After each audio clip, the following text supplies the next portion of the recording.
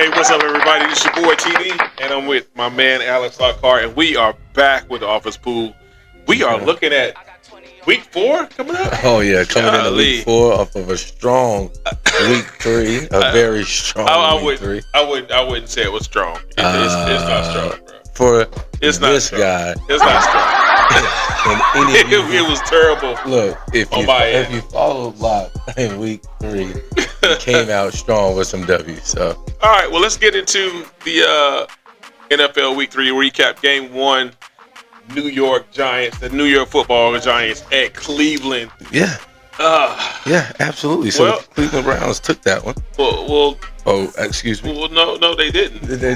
We both took an L on that one. Yeah, we took that one. We took an L on that one. So, golly, we're looking at Cleveland. Yeah, Cleveland. So this year, I thought that we was going to get a little bit more push from that Cleveland, that defense that was so stingy last year, but the Giants, man. So the Giants, who I had no faith in Week 1 and Week 2, I voted against them, and they showed why. They were at the time leading the league and just poor performance. Yeah, and now they've made a huge turnaround in the Week 3 and looking strong going into Week 4. All right, so the Giants come on top of Game 1, 21-15 over the Cleveland Browns. Yep. Game 2. Philly and New Orleans. What a game. That was one of the games we had both circled as for New Orleans, but I guess Philly came out on top of that one. Yeah, Philly wasn't having it. The offense was on point. Now, first of all, the Saints, it wasn't a horrible game by the Saints. No. It was just outplayed. The Eagles lost the week before and came back and gave New Orleans a really tough fight. Well, you mentioned something earlier, and you're talking about how slow the Eagles start. Yeah. And that game showed, that it took a while for them to really get going until they got in. And then the game got exciting at the end. So congratulations to Philadelphia on a 15-12 win over New Orleans and the Saints. So game number 3 is the game that we both circled because that was going to be our first head-to-head. We had both picked, the same teams. So Tell me a little bit about this Houston Texans versus Minnesota in Minnesota game. I mean, so I picked Minnesota, and I've got the big eyeballs on it. It was a 50-50 toss-up for me. It was one of those things like, man, Texans have played 2 good games in a row going into Week 3. Yeah. I mean, 2 strong games, 2 strong performances by the young boy, C.J. Stroud. It was a thing where the Vikings had also shown me that game where they played against the 49ers the week before. Yeah. I was like, man, these Vikings are That's tough. When Justin Jefferson lost his mind. Right. So I was like, okay, this is going to be a good game. And if I have to flip a coin, I went with my trusted wake up at home, wake up in my own bed, home team. And that's how I ended up with the Vikings. And I think I got the W on that one. Well, you did. My thing was I was looking for the Texans to come out with a little stronger. I was looking for C.J. Stroud to get with, that Stephon Diggs, Stephon Diggs and Tank Dell, those receivers. I thought they was going to score a little bit more than 6 points. However, that didn't turn out to be the case, man. The Vikings came out 34-7 in Minnesota. So keep your eyes on the Vikings. Yeah, keep your eyes on them. So let's move to game number 4, Denver. Yeah, Denver coming to Tampa Bay. We both took L's on that one because we both picked Tampa Bay to come in. And apparently somebody from Denver must have heard what we were saying because... that was another one of those upsets that I think the Broncos just had their number. I mean, the Buccaneers look good. And again, it's like Week 3 for all the teams that were going strong in Week 1 and 2. They decided on Week 3 to just not bring it. Yeah, we both took. Denver's not really going to do anything. No. So, unfortunately for us, Denver came out on top on that one. Yeah. With 26-7 game number. Where are we at here? Game number 5. Number 5. Green Bay at Tennessee. I was hoping. Let's get. I know Jordan Love is going to be out for a while, but they have some really, really good young receivers, and they have a really, really good young offensive line in Green Bay. Green Bay come out, 30-14 over the Titans which was a very good win in Tennessee. Yeah, and Green Bay. Now Green Bay does look good. They look good the weeks prior, and I think when you go into week 6, 7, and 8, that's going to be one of those teams that they're going to be talking playoffs. Yeah, Green Bay. Yeah. 100%. Okay, so let's go to game number 6. Chicago and Indianapolis. The Colts been looking okay, but the last 2 games they didn't really come up with what they needed. And we got to remind people again, it's just week 3 going into week 4. But okay. We got really kind of fooled. We got the fool's goals coming out of week 1 and 2, right? And I mean, between the Bears gave me week 1, they gave me hope. I mean, they gave me like, okay, I'm Chicago Bears is coming with it this year. Week 2, same thing. Okay. You know, week 3 is I really looked at I looked at Chicago and their young number 1 draft pick at QB. I looked at Caleb maturing a little bit faster because he kind of got to talk from when they played when he got to talk from actually CJ Stroud. You know, pulled him aside and said, "Hey, young fella, this game is gonna come to you. You're good enough to where this game is gonna come to you." Right. So I kind of thought that he was gonna come out and Caleb was gonna come into his own, but he didn't. Yeah, well, again, shout out to the Colts. Yeah. For pushing the way they pushed, and they pushed really hard on both ends of the field. Yeah. It was a close game if you look at the score sheet and stats. However, when I chose the Colts, I chose again home and then the momentum that they had going into week 3. Well, you chose right, Alex. Indianapolis coming out on top, 24-16 over those Bears. The Bears. Game number 7. Yeah. Alex, you said that you were going to pick Pittsburgh. I said it. Every game, practice. I said that I would be picking the Pittsburgh Steelers until they prove me otherwise. I'm going Pittsburgh Steelers. And now we had the Steelers at home. Yeah. There was no way I was picking the Chargers over the Steelers at home. Yeah. So we both took that dynamic. You know, Pittsburgh playing at home. Yeah. They've been playing well. Yeah. They've been playing well enough to where if they get up ahead of a team, then they will secure that win. They will do what they need to do to manage that game to win. So, shout out to the coach. Shout out to Mike Tomlin, man. Pittsburgh came out on top 20-10 over the Chargers.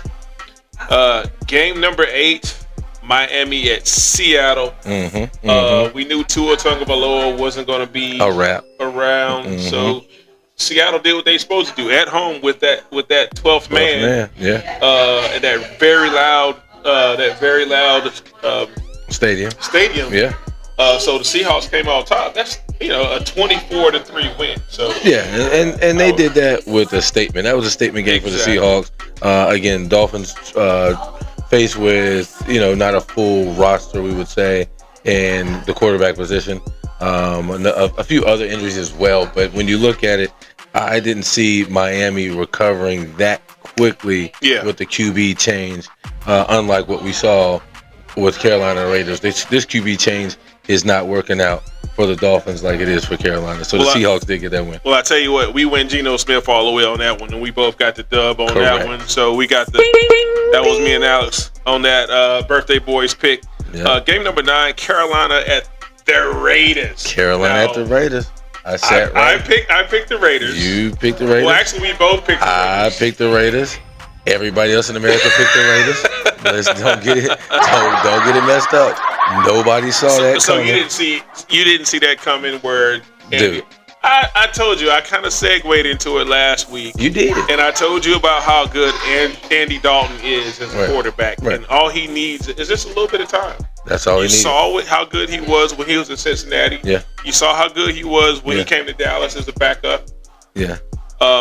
He's Andy Dalton. He actually put on a show in Las Vegas, and for people who bet in Las Vegas, just know that they took the house in Las Vegas. They took the chips and ran up out of there. 36-22. Yeah, they took the chips and ran out of there.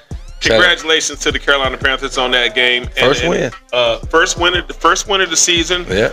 I'm sorry that it had to happen with Bryce Young, that's on the bench. But hey, he's a young kid. He's got to learn. He's got plenty of time to learn this game. Yeah.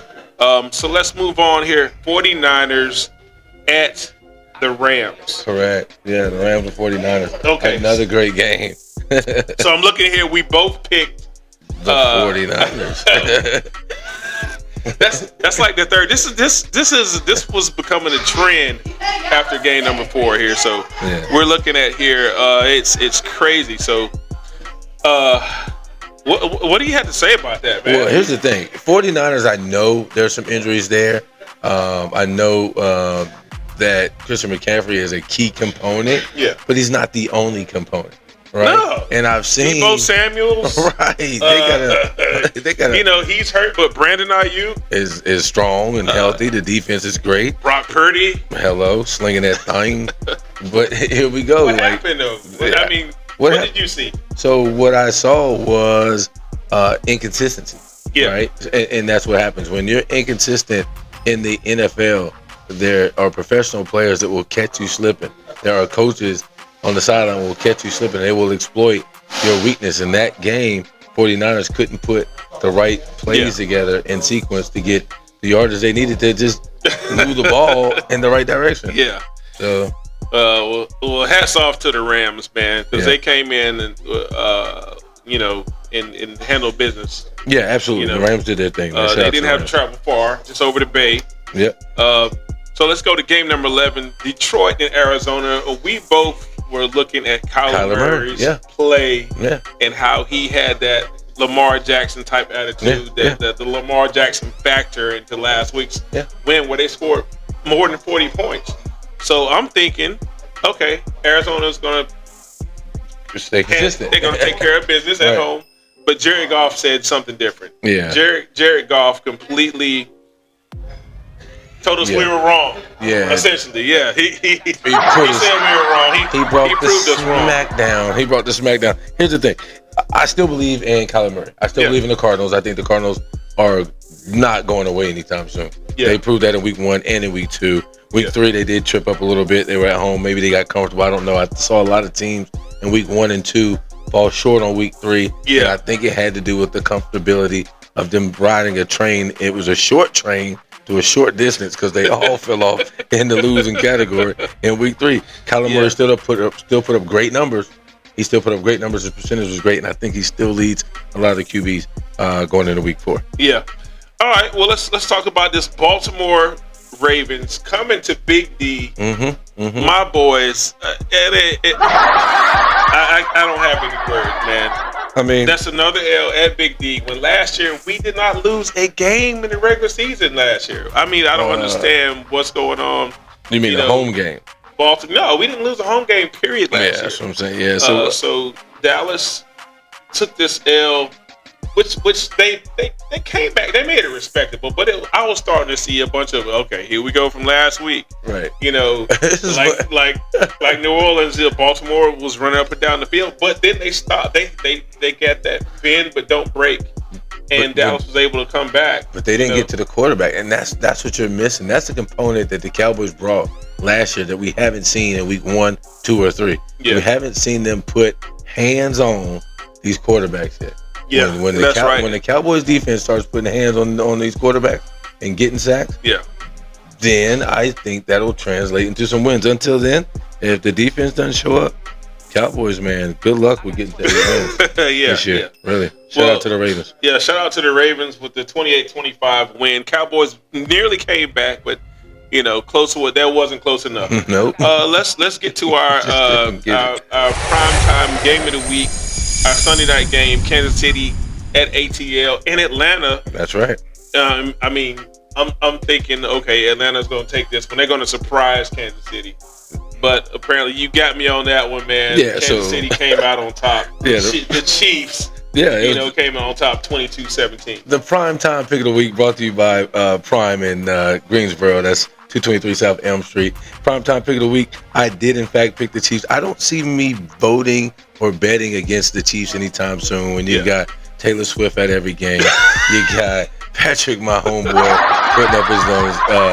I mean, they're like the new Hollywood. They're like the Lakers of the NFL. Yeah. I mean, you never know who you're gonna see at a Kansas City game, and they play as if they're on their way to the Super Bowl yet again. Week 3, and I think in Week 4 they play the Chargers, so they're gonna rack up a bunch of wins, and I'm pretty sure people have their money on the Chiefs going into Week 4.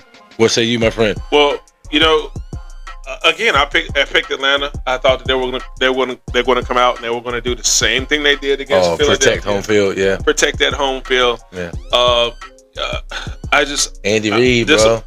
You know what? I wasn't disappointed because it was a close game. 22-17 says, hey, but you can't. They were looking at, keep it close. You can't keep it close. Yeah. We talked about that last week. You can't keep it close with Patrick Mahomes. Patrick Mahomes on there. He's got that Tom Brady effect. So, well, let's tally up these wins and losses. Yeah, I'll let you do the math on it. I had 3 wins for the week. Three won't get you there. 3 won't get it. No. Lockhart, she got me again, bro. Let's give it up. Let's give it up. Let's get it up for my man Alex. Let's give it up. Alex finished the week 6-7. He bested me again this week. I squeezed by. Yeah, you squeezed by 2 foot in diameter hole. Anyway, let's move on. Coming up next, man, we've got a new good couple of segments where we're going to be talking about our teams. That's right. And how we feel about our teams, and we want you to connect with our teams. Please do.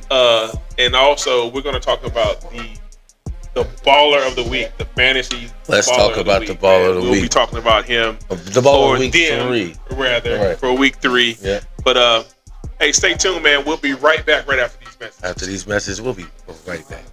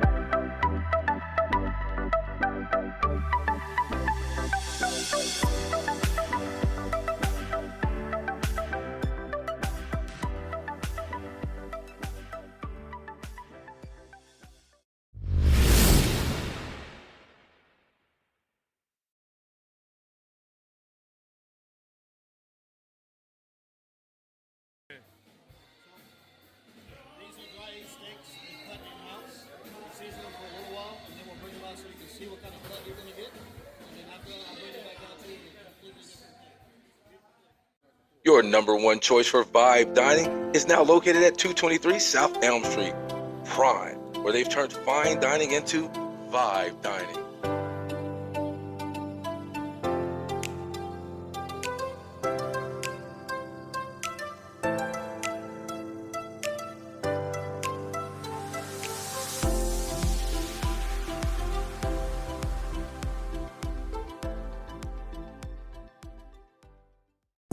What's up, everybody? Welcome back, everybody. Got my man Alex Lockhart. We're in the building. It's time for our NFL Sunday Picks of the Week for Week 4, dude. Right, and we're live here at Prime. That's 223 South Elm Street, your number one location for Vibe Dining. That's right. So let's get into these picks, man. Before we get to these picks, let's check out the gear you got on, man. So we're rocking the Stoners jeans, the vintage. Italian footwear. I see. You got the Gucci shoes on. I see. Okay. Thank you, Stoners, for this segment. Let's get into our Sunday NFL Picks of the Week. Game number 1, Cincinnati at Carolina, man. Okay, well, you know how I feel about Carolina. Go ahead, old man. There's nothing finer It's on the board. It's on the board. Carolina, and this week Carolina's in the win column, man. This week, Carolina in the win column. They'll probably win by 1 point. Okay, so you got your Panthers. I got Carolina awesome for 2 reasons. I'm going to take Cincinnati played Monday night. Okay. And they have a short week to kind of put it together for Sunday. So that advantage, I'm going to do advantage Panthers and Panthers at home. Off of some momentum, I think the ticket sales might have spiked a little bit. Just a little bit. I mean, we might have went from $2 a ticket to $20 a ticket. So I think we might have some action in Carolina. All right, man. Well, I got Cincinnati, dude. So, yeah, I'm looking at Joe Burrow. Yeah, I mean, right. they've been putting together, step by step by step. But Joe Burrow has gotten better progressively. Getting rid of that little nagging injury that he's had. So I'm thinking he's going to come to Carolina and show out. And he just might. Again, I'm cheering for the Panthers. I didn't say I'm putting my money on the Panthers. It looks like you got your money on the Panthers this week, bro. This week, we're going to put a couple dollars on the Panthers. Let's go. Anyway, let's go to game number 2, man. New Orleans at the ATL, bro. So New Orleans and ATL, this is going to be a really tough matchup. The first thing I looked at was the injury report. Oh, man. And when you look at week 4, some people are running out of gas. Some of the teams that did a really good job in week 1 and 2 fell off in week 3. That would be the Saints. Okay, so looking at the injury report for the Saints, I chose the home team, the Atlanta Falcons. So you'll see that right there, Atlanta Falcons for luck. Yeah, as you can see, they're kind of banged up, man. So you'll see both of our picks up there on the board. We're gonna take ATL over New Orleans. Let's go, ATL. Hey, man. Still though, hats off to New Orleans because they've been playing lights out for the last couple of weeks. Well, they ran into a tough Philadelphia team. Yeah. However, those injuries, man, like you said, they were stacking up. So that's what's going to happen. And here's the thing: a lot of people switched over and got on that New Orleans train. I'm not off of it. Just to be clear. Okay. It's just again, you got to recover. I'm talking like I want to say more than 8, almost 9 people on the injured reserve list this week. So that's what's the only thing to swing my vote for the Falcons. And at the end of the day, you never know. It's the NFL. That number 2 guy jumps up and they can get a big game. So it's going to come down to who endures to the end. Yeah, you're absolutely right, man. Game number 3, Jacksonville in Houston. The Jaguars and the Texans, man. So that's also a good one, but I'm going with C.J. Stroud. They took an L last week, but I think they're going to come back hard. The Texans will do their thing at home. Okay, so we both got Houston. Okay. So C.J. Stroud is going to make them connections with, Stephon Diggs and Tank Dale and all those others. Okay, so everything I wanted last week, Houston's going to do this week in week 4. Let's move on here. Game number 4, Denver in New Jersey at the New York Football Jets. Jets, Jets. That to me is a no-brainer. You can put it in big words right there. Aaron Rodgers. No-brainer, right? Got you. With Aaron Rodgers rocking and rolling through week 4, I got the Jets mopping up the Broncos. I like the way that Aaron Rodgers has made the same type of connections that he had when he was in Green Bay. He let his locker room know, let his teammates know, hey guys, it's going to be a process. I'm 100% now. Watch me work. Right. Get behind me and watch me work, and let's come together as a team. So I like that out of the New York Jets. Great leader, great captain, and a great quarterback. Jets got this one in the pen. Yes, sir. We both got New York. Game number 5, Minnesota at Green Bay. This is going to be a good one. It might be in the first half. I'm going. You said it might be just in the first half? Yeah, I'm going with the Vikings. The Vikings give me right now a lot of confidence with overall 100% on the offensive side and 100% on the defensive side. I feel like they do an excellent job in playing complete football. So week 4, consistently, I'm going for the Vikings on this one. Okay, all right. So I'm going to go with Green Bay. I know Jordan Love is not completely healed yet. However, Green Bay showed me what they could do last week. Without Jordan Love, I'm going to take Jordan Love's team, even though he won't be playing. So I'm going to take Green Bay at home. I'm doing your move. Yeah. They woke up in their bed. Yeah. The advantage Green Bay. I got Green Bay. We'll see about that. Game number 6, 1 p.m. in Indianapolis. We got the Steelers coming into town to the Colts. Yeah, Pittsburgh Steelers. You guys, you can rewind the tape. All our subscribers, and thank you for subscribing. You heard me say it week 1 and week 2. If the Steelers are in an NFL game this year against anybody, I'm picking the Steelers. Hands down. The Steelers is hands down into Indianapolis. Wow. They're going to get that win against the Colts. And I believe they may be the underdog in that game. However, I'm going to go with the Steelers. I picked the Colts. Okay. Simply because what? Simply because that's a young team. Yeah, exactly. Exactly. I did the opposite. However, no, in all seriousness, Indianapolis is one of those teams where everybody is starting to get used to each other. Okay. You know, yeah, exactly. We saw Pittman talk to his guys, his receiver core, and the young QB there, like, hey, we can still do the numbers that we did last season. That's why I'm going to take Indianapolis. I'm going to take the Colts over the Steelers. That's you're rolling the dice on that one. Yeah. The Colts over the Steelers of Pittsburgh, but yeah. Let's go. All right. What we got next here? Let's go. Game number 7. The Rams at Chicago. The Bears. Rams at Chicago. The Bears. The Bears are, I think, a underdog as well in this one. Yeah. Chicago is a 2.5 point underdog. 2.5, and guess what? Put it up there in big words. Lockhart. This is Lockhart's underdog pick of the week. The underdog pick of the week. Okay. I'm going with the Chicago Bears in Chi-Town. Got you. Let's get it. All right. Well, I'm going to go with the Rams. Okay. You know, without Puka Nacua, without everybody, Cooper Kupp is actually still hurt. However, without a receiver, I still believe that the Rams are going to pull this one out of Chicago because Chicago is basically going through growing pains right now. Chicago is putting together. They're going through growing pains right now. Watch the quarterback. Watch the quarterback play this Sunday on the Chicago Rams. All right, so keep your eye on that game. That's gonna be. So we're looking for Caleb to turn out, show up and show out. Okay, he's been pretty consistent so far. All right, I don't know about consistent. He's been there. He's not a lot of quarterbacks. Okay. There's some quarterbacks that started in week 1 and they're not here. Exactly. We're not gonna say any names. That's young. Let's go. Anyway, let's go to game number 8. Philadelphia at Tampa Bay. Yeah, this is a tough one. Tampa Bay has surprised me in between these last 3 weeks. Yeah. Right? Like you count Tampa Bay out, and then surprisingly they put together, a string of plays that end up in the end zone for points. Right. So this is a tough game.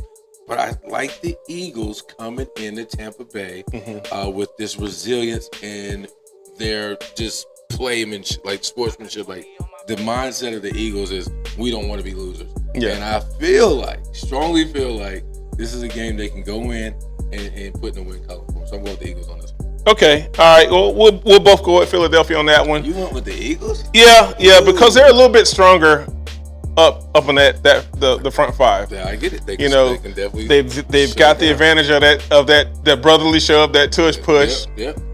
So that's going to help out, that offense when they get there. That game shouldn't be close. We'll see. If that game's close, it may go to the home team. But I got Eagles on that one. Well, yeah, we both got Philadelphia on that one. Perfect. Game number 9. Let's go with New England. And San Fran. 90 gang. Who you got? I got 90 gang. Okay. 90 gang. I'm going with the 49ers on this one. They are at home. They do have some injuries, but however, they have they have a team in a locker room that is resilient, and I feel like it's their time right now. Okay. They have to start pulling some wins together, especially if they want to see even a glimpse of the Super Bowl. Yeah. So, shout out to the gang, Niner gang. Is that how they say it? Niner gang. Okay. Yeah. I'm not picking New England either. They still haven't convinced me that they can string, multiple games, let alone back-to-back games. So I'm going to take the 49ers with you. Game number 10, Washington at Arizona. Is this going to be a shock fest? See, the thing with, oh my gosh. So we got this love-hate. I love the city of D.C. I really, really do. But I absolutely love Arizona. And I like Kyler Murray as an individual and as a quarterback. He is leading the way in fantasy, I think, for a lot of the QBs. Kyler Murray's been putting up the points. He's been putting up some really good points, and his team has been really. They look good. They look strong. Yeah. Commanders put out some surprising wins. I mean, they're what? They put 38 points on the board. Right, they're 2-1. And the offensive lineman scored. I'm like, what in the world? Okay, what happened? What are they doing? But they're winning games. I don't see them going to Arizona winning that one, though. I don't see them going to Arizona and leaving Glendale, Arizona with the win over Kyler Murray. I went with the Cardinals of Arizona for that one. Well, I'm going with Arizona as well, but I do want to say about the Commanders, Terry McLaurin finally got into the end zone. He did. He finally had his first 100-yard receiving, so hats off to him. I'm still kind of waiting to see who's going to be that number 2 receiver. Right. We know who Terry McLaurin is. Right. You know, we know that the young fella can get the ball to him. Right. It's just, they're missing something. I still believe that Martavis Bryant should be that number 2 guy. For the Commanders. Yeah, for the Commanders. Yeah. Anyway, I'm gonna get off my box right here. I'm gonna go to let's go to game number 11. Kansas City 11. In LA at the Chargers, the Lightning Bolts. So the Lightning Bolts have no chance against Kansas City. I mean, end of discussion. Kansas City, no chance. What's chance? Period. Here's the thing, man. The Chiefs are just gonna get better each week. Okay. I mean, are they the only team right now that's 3-0? Or there's a couple other teams out there that's 3-0? Yeah, there's a couple teams. Oh, okay, but they're the most dominant 3-0 team right now. So I'm going with Kansas City Chiefs on that one. I don't see the Chargers pulling it off, but I think that would be a very exciting game to watch. Okay. Yeah. Who'd you pick? We both got Kansas City on that one. So we'll see. That's it. We'll definitely see. Let's go to game number 12, 4:25 Eastern. In Las Vegas, the Raiders hosting the Cleveland Browns. So when you look at the Browns and what they've done week to week, you feel like they can contend until Sunday and they flip the coin and the game starts. Like, they really give you some hope, miss hope. And I picked the Browns a couple times between week 1 and 3. I'm not picking them today. The Raiders lost to my Carolina Panthers, and I know they were shocked, and I'm pretty sure the coach let them have it. So I don't see them losing 2 home games back to back, especially against the Cleveland Browns. So this is a bounce back game for the Raiders. This is a bounce on the Browns. They're going to have to bounce on the Browns and get their respect back. Put some respect on the Raiders if they win this game. If they don't, ooh-wee. I'm splitting with you on that one. You gonna go Browns? I'm gonna take Cleveland Browns. So you think Deshaun Watson? Let me plead my case. Tell the people. Deshaun Watson has been struggling for the last couple of weeks. However, I did see some things the last game where he's starting to get used to that O-line, getting ready and the timing. Yeah. You know, he's got receivers. I can see that. Yeah. Yeah, he's got guys that can obviously Judy. This might be the one push you down again, bro. I'm going with Cleveland, man. Right. I think Deshaun Watson is going to be the Deshaun Watson that we saw during the game 1 against the Cowboys when he got it rolling around the third quarter. Yeah, they misled me with that week 1 and week 2. They didn't pull it off in week 3. All right, so game number 13 is our Sunday primetime pick of the week, sponsored by Prime here in Greensboro. 223 South Elm Street. This is our primetime game of the week, Sunday night game of the week. What say you, my friend? I'm going with the Baltimore Ravens, hands down, over the Buffalo Bills. Okay. So Baltimore is on a roll now from beating roll. I'm not going to say that. Okay. They did. Well, I mean, they beat your Cowboys. Oh yeah, they beat my Cowboys, and they have pulled off some wins where they should have won. Yeah. Right. And I think to your point with timing in the O-line, right? Timing in the O-line is a big deal. But what I've seen with the Ravens is that they actually are starting to calm down. They came out playing with so much energy and so much velocity when it came to like game speed that I think they haven't slowed down and just let the game come to them. Yeah. I think coming into week 4, we'll probably see it in week 5 and 6. They'll calm down and the Ravens fans can get behind their Baltimore Ravens and cheer them on. I think the Ravens will pull this off. It will not be easy against Buffalo Bills. I promise you that. But I see the Ravens winning this one in good fashion for our primetime pick of the week. Okay. Being that this is our primetime pick of the week, right. Under or over? Under or over? I'm going with the over. I think there's going to be a lot of points in it. Okay. Yeah, all right. Give me a score. We're talking, I think I went high. I think I went 20...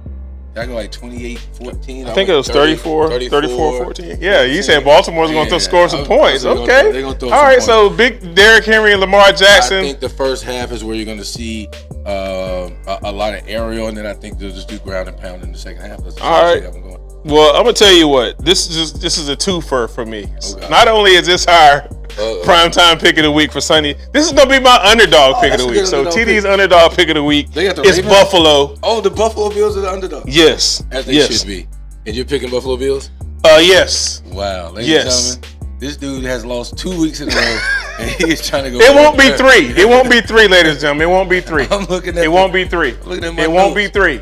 Okay. I'm gonna go with Buffalo on that one, and I believe Josh Allen is gonna get that offense back to where they were last year. No, I'm talking last year. Yeah. You know, November, December. Preparing for the playoffs, they were really scary. That was last and year. Josh Allen was really, really well. He had Stephon Diggs. However, he doesn't have Stephon Diggs anymore, but he still has plenty of weapons that he can use. So, well, the defense will keep him in the game. I will say that the defense will keep him in the game. Yeah. But I think it's going to be a high-scoring game, and I think the Ravens will know what kind of. I'm going to go with the over as well. Yeah. My score is 28-21. 28-21. Buffalo. Okay. All right. Yeah. All right. So that's our primetime pick of the week. These are our NFL Sunday picks. You can check us out every weekend on The Office Pool. Make sure you like and subscribe. But that's it for this week, man. That's it for this week. Yeah, I mean, the show keeps going. It goes by faster and faster every week, and we do something a little bit different every week just to talk to the people out here. So just want to say thank you guys for watching again.